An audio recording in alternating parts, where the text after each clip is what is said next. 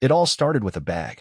Not just any bag. Mind you, Sarah's tote bag, the one she never took to work because it didn't fit her laptop, and the one she claimed she didn't like because the zipper snagged too easily. That Thursday morning, though, she left it on the dining chair as she rushed out, yelling something about a presentation and that she wouldn't be home until late because of dinner with the team.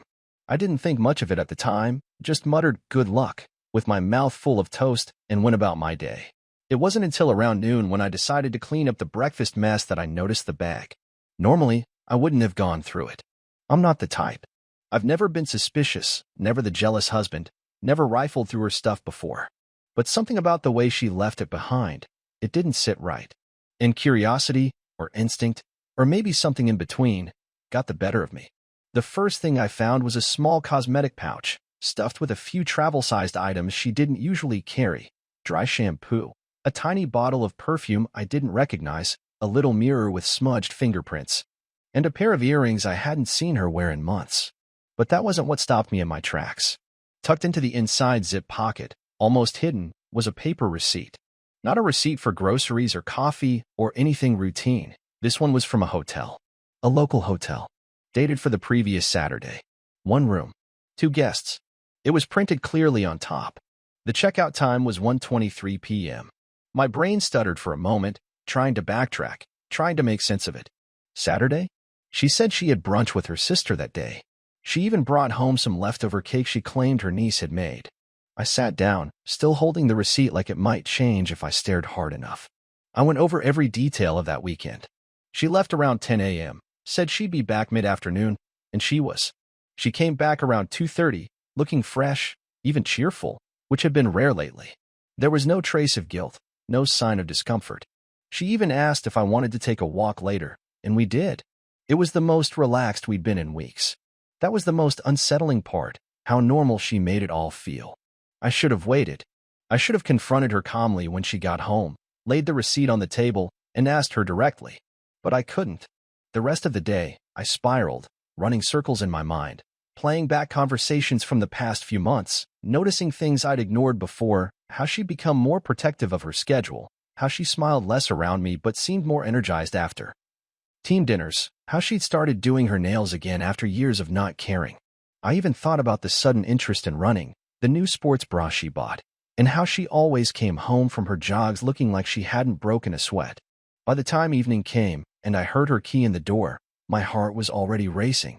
I didn't even realize I'd set the table for 2 or made her favorite stir-fry. It was automatic. When she walked in, she looked surprised to see me waiting like that, like a husband who wanted to have a normal evening with his wife. "Hey," she said, slipping off her heels and giving me a tired smile. "Sorry I'm late. Traffic was a mess." "Oh," I said, keeping my voice light. "You want to eat first, or shower?" She glanced at the food and walked over to the kitchen to pour herself a glass of wine. "Let's eat. I'm starving." We sat down. She picked at her food while I watched her, pretending I wasn't studying her every move, every blink, every breath. "How was the dinner?" I asked. "Fine," she said too quickly. "Boring, actually. Jeff wouldn't shut up about the merger." "Did you talk to Amanda?" I asked casually, knowing her sister was supposedly part of the team. She hesitated just for a split second, barely long enough to catch. "But I did." "Yeah," she said. "She was there for a bit. Had to leave early." I nodded, then let it hang in the air. I could feel her discomfort building, like a pressure cooker. The silence was too long, too sharp. She looked up, forced a smile. "You okay?" "You're being quiet." I stood up slowly, reached behind me to the sideboard, and pulled out the receipt. I didn't say a word, just placed it on the table between us. Her smile disappeared like someone flipped a switch. She didn't even look surprised. Just still, like her mind was scrambling to find the right version of the truth to feed me. She reached out, touched the edge of the receipt with her fingers, and then looked up at me. "Where did you find this?" "In your bag," I said, my voice lower than I expected. She nodded, like that was the answer she expected. That wasn't supposed to be in there. That sentence, it cut through me more than anything else. It's not what you think, or, let me explain. Just regret that she hadn't covered her tracks better. I didn't say anything for a while. I just stood there, arms crossed, trying to decide whether I was more angry or more confused.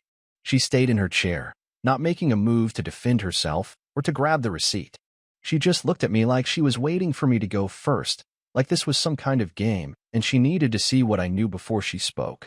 I hated that look. It wasn't fear, it wasn't guilt, it was calculation, and it hit me harder than anything else.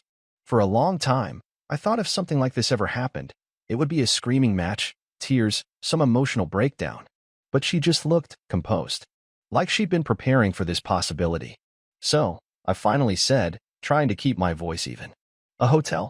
Sarah blinked slowly, then took a sip of her wine and nodded once. No panic, no rush to deny anything.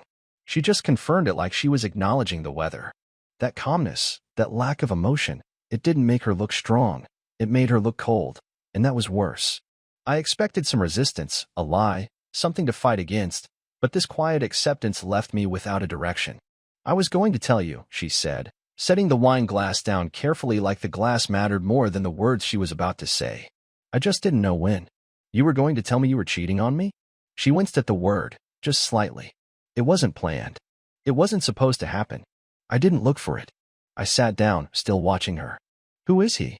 She paused, then looked at me with a tired expression like this conversation was draining her more than it was hurting me. You don't know him. That's not an answer. She leaned back in her chair and folded her arms, mirroring me. It's someone from the gym. I nodded, not because I understood, but because I needed to keep myself grounded. The gym you started going to 3 months ago. Yes. And all those mornings and evenings you said you were working out or going for a run. She didn't respond, which was answer enough. I felt something sink inside me. It wasn't a sharp pain, more like a dull, spreading weight that pulled everything else down with it. I thought about those mornings she kissed me goodbye, those nights she said she was too tired to talk, the quiet way she slipped into bed after late sessions. I thought about how normal everything looked on the surface while she was out screwing someone she met doing squats and stretches. I picked up the receipt again, turning it over even though there was nothing else on the back. How many times? She looked down, then answered so softly I almost didn't hear it. 3. 3 times at a hotel? She nodded, and for a second she looked like she was about to cry, but then she blinked it away. I didn't know whether to be grateful or furious. And that's it. I ended it, she said quickly. A week ago. I told him I couldn't keep doing it. I felt disgusting. I let out a laugh that surprised both of us. You felt disgusting? That's your defense? I'm not defending it, she said, her voice sharp now, finally cracking. I'm telling you how it ended. It's over. I made a mistake, and I stopped. But you didn't plan to tell me. She looked away. Jesus, Sarah. She stood up and started pacing the room, rubbing her arms like she was cold, even though the room was warm. I didn't want to lose this. I didn't want to lose you. Then why do it? I don't know, she said, louder now, turning to face me. I don't know, okay. Maybe I felt invisible. Maybe I got caught up in something stupid. Maybe I liked how it felt to be wanted by someone who actually looked at me like I mattered. That stung more than anything else she could have said. I did that, I said quietly. I looked at you like that. Every day. You just stopped seeing it. I didn't mean for this to happen. That's not good enough. She sat back down, and for the first time, I saw her hands shaking. I don't know how to fix it. You can't, I said. You broke something. You took something we had and ran it through a shredder. We sat there in silence for what felt like an hour. Neither of us knew what to say next. I wasn't sure if I wanted her to leave or if I wanted to storm out myself. The fact that I didn't just walk away immediately told me something I didn't want to admit. A part of me still wanted to understand why. Not to forgive her, not yet, maybe not ever, but to make some sense of it. People don't cheat because everything is fine. But they also don't cheat if they care enough to stop themselves. She reached across the table, slow and hesitant, like she wasn't sure if I'd slap her hand away. I never stopped loving you, she whispered. I didn't take her hand. I stood up and walked to the window. Outside, the neighbor's porch light clicked on, and I could hear their dog barking in the distance. I didn't care about any of it. All I wanted to do was rewind time, go back to the morning before she forgot her bag, before I found that receipt, before all of this cracked open. But I couldn't, and she couldn't either. I'm sleeping in the guest room, I said without turning around. Don't come in there. Okay, she said quietly. I didn't look back. I just walked out of the room like a man leaving a house he built but no longer belonged in. She tried to act normal the next morning, as if the night before had been nothing more than a conversation we could file away like a disagreement about laundry or vacation plans. She made coffee like she always did, put on her robe, and wandered into the kitchen with that tired look she wore on weekends when she didn't have to impress anyone. I didn't say anything at first. I just sat there at the kitchen table, staring at the grain of the wood, listening to the hum of the refrigerator, and waiting for her to say something real. Instead, she poured herself a mug, sat across from me, and asked if I had any plans for the day. That was it. Not a single word about the night before. Not a hint that our marriage had just crashed into a wall. I pushed my chair back slowly, not slamming it, not making a scene. I stood up, poured my untouched coffee down the sink, and turned to face her. "We're not doing this," I said. "You don't get to pretend everything's fine, and we're just going to talk about errands." "I wasn't pretending," she said, not looking at me. "I just thought maybe we could have a normal morning before." "Before what?" I cut in. "Before I go back to treating you like nothing happened? Before I pretend you didn't lie to me for months while sneaking off to hotels like some goddamn soap opera character?" She sighed, set her mug down, and leaned back in her chair. "I know you're angry." "You know I'm angry?" I stepped closer. "Sarah, I'm not angry. I'm disgusted. I'm confused. I'm wondering how the hell I married someone who could look me in the face every day and keep this kind of secret without blinking." "I didn't plan it," she said again, and that was when I lost my patience. "Stop saying that," I said sharply. "You booked a room. You packed a bag with perfume and makeup. You made sure I was out of the house. That's not an accident. That's planning." Her face flushed, and she stood up, eyes narrowing. "Fine. You want to hear it?" I liked how it felt. I liked that someone wanted me, that he looked at me like I was more than just someone who made dinner and folded laundry. I'm not proud of it, but it's the truth. "You think I didn't want you?" I shouted. "You think I spent the last 6 years married to you out of obligation? I came home every night. I tried to talk to you when you were tired and distant. I asked you what was wrong, and you said you were fine. I gave you space. I respected your time, and all this time you were just stringing me along while you gave the best parts of yourself to some stranger from the gym." She took a step toward me, her jaw clenched. "Don't act like this is one-sided. You stopped touching me. You stopped making me feel like I mattered. You were always buried in work or your damn projects around the house. I felt like I lived with a roommate, not a husband. And instead of talking to me, you jumped into bed with someone else." She crossed her arms and looked away, because I didn't think talking would change anything. I stared at her for a long time, trying to find something in her face, regret, guilt, shame, anything, but all I saw was exhaustion, like she was too tired to care anymore. That made it worse than anger. At least anger meant there was still something worth fighting for. This just felt like giving up. "I want to know everything," I said, quieter now. "Every time. Every lie. I want the details." She hesitated, then shook her head. "That's not going to help you. It'll just make it worse. I decide that." She sighed and sat back down. "The first time was the Saturday I told you I was at Amanda's. We had been texting for a few weeks before that. Nothing sexual at first. It was flirting, jokes, talking about how our workouts were going. Then one day he said he liked my smile, and I smiled at that text for 10 minutes like an idiot. After that, it just kept going. I met him at the hotel because I didn't want anyone at the gym to see us. We stayed there for a few hours. It wasn't long. We didn't even talk that much. I felt my fists clench involuntarily. And the other times? Same place. Different Saturdays. I always said I had a work lunch or was spending time with Amanda. You didn't question it." "No," I said. "I didn't. Because I trusted you." She looked like she wanted to say something else, but I cut her off. "You're not the victim here, Sarah. Don't sit there acting like this just happened to you. You made a choice. Multiple choices." She nodded slowly. "I know." I turned away, needing space, needing to breathe. "And you still talk to him?" "No," she said. "After the third time, I ended it. He wanted more. I didn't. I told him it was over. And if he hadn't wanted more?" She didn't answer. That silence told me everything I needed to know. I stood in the doorway for a while, just watching the hallway like I expected something to change, but nothing did. The house was still the same. The furniture was the same. The air felt different, though. Heavy, like something rotten had been left out too long, and we just hadn't noticed until now. "I need to go out," I said. "I don't care where. I just can't look at you right now." "I understand," she whispered. I grabbed my keys and left without looking back. The door clicked shut behind me, and for the first time in 6 years, I had no idea if I'd ever walk back through with the same man again. I spent most of that day driving without any real destination in mind. I stopped once for gas and again for a coffee I didn't even drink. I parked in a grocery store lot and just sat there with the engine off, watching people go in and out like it was a normal day. Eventually, I drove to my brother Tom's house and told him I needed to crash there for a few days. I didn't tell him why, not at first. He didn't ask much, just handed me a beer and told me to take the spare room. That night, I lay awake on his lumpy guest bed, thinking about everything she said, trying to make it add up to something that made sense, but it never did. Nothing justified it. Nothing explained it. There wasn't going to be some moment where I'd say, okay, that's why she slept with someone else. All I knew was that I didn't want to just sit around and let it go. By the next morning, the anger had settled into something sharper. I wasn't the type to yell or throw things, but I wasn't going to be the guy who let it slide, either. I needed her to feel it. Not just regret, not just guilt, but actual consequences. I didn't want revenge just to hurt her. I wanted her to understand what she'd actually done. And I wanted him to feel it too, this nameless gym guy who thought he could crawl into someone else's marriage and walk away like it was nothing. So I made a plan. I knew she kept a journal. Not every day, but enough. It wasn't even hidden, just a small black notebook she kept in the drawer beside her bed.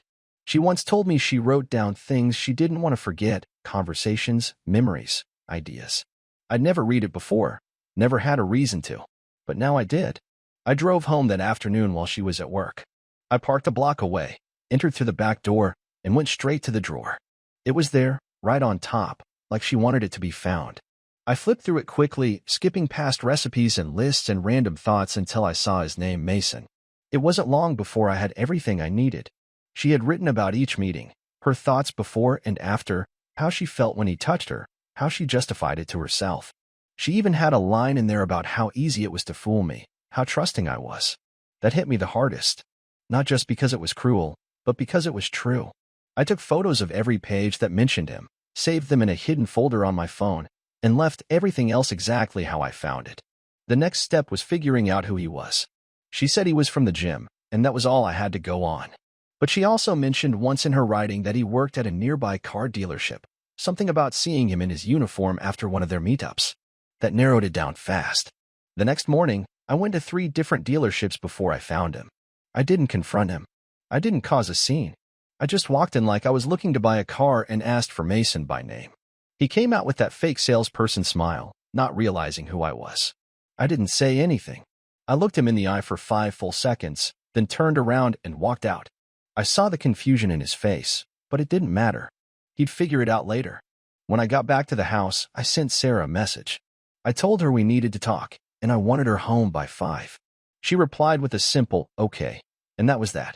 I didn't give her any warning, no hints. I just waited.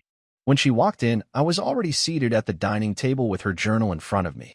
She froze in the doorway when she saw it. Sit down, I said.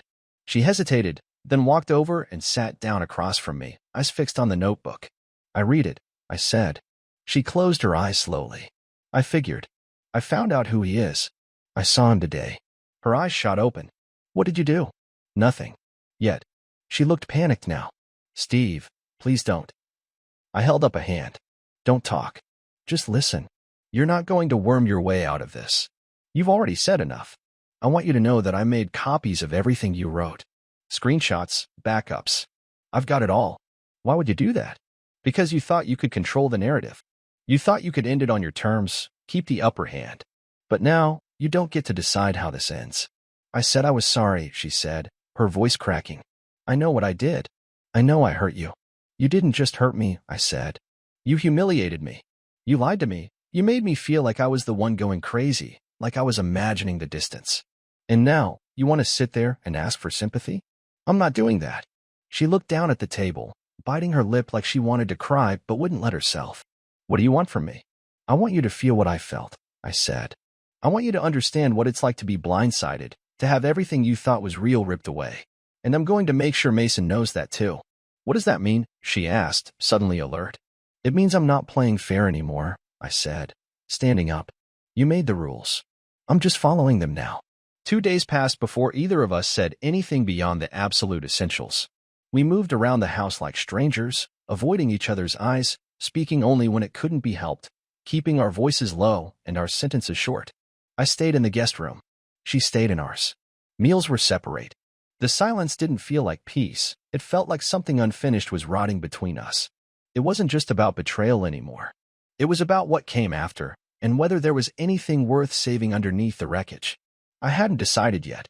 That night, I sat in the living room for a long time, staring at the blank TV screen, until I finally heard her footsteps.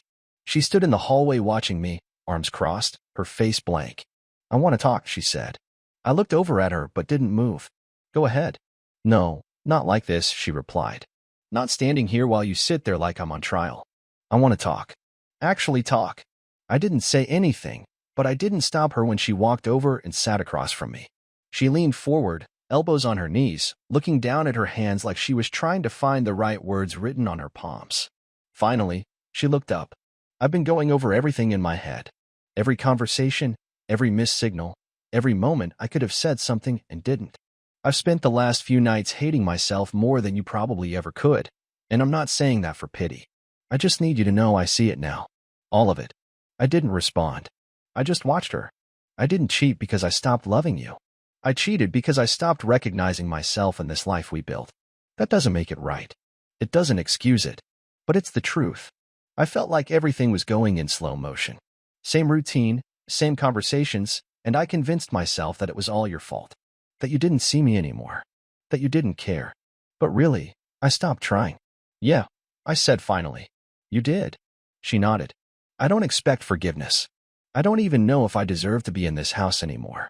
But I can't sit here in silence hoping things will just fade away. So I'm asking you, not as your wife, but as the person who broke what we had, what do you want to do now?" I took a breath and let it out slowly. "You know what the worst part is? It's not the sex. It's not even the lies. It's the way you made me feel stupid for trusting you. You acted like nothing was wrong. You smiled. You made plans. You kissed me goodbye, all while keeping this whole other world hidden from me. And I hate that I still want answers from someone who treated me like that." "I know," she said. "You're right. I've thought about leaving," I continued. "More than once. I packed a bag the night after I confronted you and just stood there looking at the door. But something kept me here. Not love. Not hope. Just unfinished business." She was quiet, letting that sit for a moment before speaking again. "Do you think we're done?" "I don't know," I said.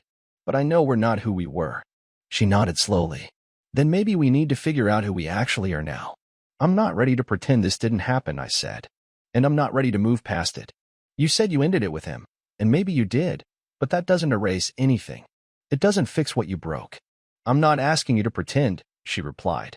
"I'm asking if you think there's still something here that matters, even if it's not the same." I leaned forward, elbows on my knees, mirroring her. "We can't rebuild on top of this. If there's any chance of something surviving, it has to be something new. And that starts with honesty. No more half-truths. No more protecting each other from the truth." "Okay," she said. "Then I'll start. I don't love him. I never did. It wasn't about him. It was about me feeling like I mattered to someone. That's all. And the second I realized he was just feeding off that, using it for whatever ego boost he needed, I stopped. But by then, I'd already crossed the line." "I already knew that," I said. "But it's good to hear you say it." "I'm scared," she admitted, voice lower now. "Not just about losing this, but about what it means if I did all this and still feel empty." "I can't help you with that," I said. "You need to figure that out on your own." "I know," she said. "But maybe it's something we figure out while being honest with each other. Or maybe it's something we figure out apart. I don't know." We sat there in silence again, but this time it wasn't heavy. It wasn't easy, either. It was just a moment where two people who had ruined something tried to decide if it was worth salvaging the pieces or just walking away. I didn't have the answer yet. I wasn't sure I ever would. But for the first time in weeks, we weren't lying to each other, and maybe that was something. We didn't make any decisions that night, and honestly, I didn't expect us to. It felt like trying to negotiate a truce without even knowing who was left on either side. Over the next week, things stayed cautious. There were fewer silences, but more pauses. She asked if I wanted to talk about counseling, and I said maybe. I didn't commit to anything, and she didn't push. I stayed in the guest room, but I started sleeping through the night again. I didn't wake up angry or confused or choking on some imaginary weight in my chest. That alone felt like progress, even if it was temporary. I didn't trust her. That wasn't going to change anytime soon. But the hate had dulled. Now it was just something in the background, something I could carry without it swallowing me whole. One night, we sat on the back porch. She brought out 2 beers and handed me one without asking. It reminded me of when we used to sit there after dinner, not saying much, just watching the light disappear behind the trees. She sat beside me, not too close, and didn't say anything until her beer was half gone. I told my mom, she said. I didn't react. What did she say? She cried, she answered. She asked if I was stupid. I said yes. I nodded. At least she's honest. She asked if we were getting divorced. And what did you tell her? I said I didn't know, she said. Because I don't. That was the truth, and I respected her for admitting it. I finished my beer and set it on the table between us. I've been thinking about what happens next. Whether we keep living in limbo, or whether we actually figure this out. And I've realized something. What's that? You're not the same person I married. And I'm not the same person either. We've both changed, maybe in ways that don't fit together anymore. And maybe all this happened because neither of us wanted to admit that we were drifting, because admitting it would mean doing something about it. I didn't want to lose what we had, she said quietly. You already did, I said. We both did. That version of us is gone. Now the question is whether we build something new or go our separate ways. I don't want to separate, she said. Even if you hate me, I still want to fix this. I don't hate you, I said. But I don't love you the same way either. Not now. Maybe not ever again. She didn't flinch. She just nodded, like she'd already prepared herself to hear it. So what do we do? She asked. We split the house, I said. Temporarily. You take the upstairs. I'll take the downstairs. We live our lives. We see if there's any real reason to keep doing this. And if not, we do it the right way. Clean break. No dragging it out. She blinked, then nodded slowly. Okay. If that's what you want. It's what makes sense. We didn't argue. There was no point. We drew up the rules a few days later. Shared responsibilities, divided chores, separate social lives. We weren't a couple anymore, but we weren't divorced yet either. It was an arrangement, not a solution. Some nights, we crossed paths in the kitchen. We'd talk, briefly, politely. Sometimes it felt okay. Sometimes it didn't. Once, I caught her crying in the bathroom. I didn't say anything. I just walked away. I wasn't ready to care that much again. 3 weeks later, I ran into Mason at a gas station. He was coming out of the store with a coffee in hand and froze when he saw me. I could tell he recognized me right away. He didn't say anything. Neither did I. I just stared at him for a long second, then got in my car and drove off. That was all I needed. No confrontation. No shouting match. Just a moment to let him know I saw him, and that I hadn't forgotten. Eventually, the tension between Sarah and me turned into something quieter. We weren't rebuilding. We were waiting to see what was left. That was the reality. Some days, it felt like maybe we could work through it. Other days, it felt like pretending. I kept going back and forth. I went to work. I talked to friends again. I started running in the mornings just to clear my head. She saw a therapist. I saw her get better at saying things that mattered. But none of it fixed what was already broken. The final conversation happened on a Sunday. She came downstairs and asked if I had a minute. I nodded. She sat across from me, not like a wife, not like a stranger, but like someone who had already accepted what was about to be said. I think we should end it, she said, steady and calm. Not because we can't try again, but because I think we're trying for the wrong reasons. I think we're afraid of what comes after, and that's not a reason to stay married. I didn't argue. I've been thinking the same thing. She nodded. So, we start the paperwork? Tomorrow, I said. I'll call the lawyer. We didn't cry. We didn't hug. We just sat there in agreement, finally honest enough to admit it was over. And somehow, that was more painful than any fight we could have had. That night, I moved my things into a storage unit. She helped me load the boxes. No bitterness. No small talk. Just quiet cooperation. 3 weeks later, the papers were signed. 2 months after that, I moved out. She stayed in the house. I found an apartment near work. We still talk occasionally, brief text about mail or some bill we forgot to switch over. Nothing more. I'm not better. I'm not healed. But I'm moving. Every day, a little further from who I was, from who we were. I don't know what's next. Maybe something better. Maybe just something different. But at least now, it's mine to decide.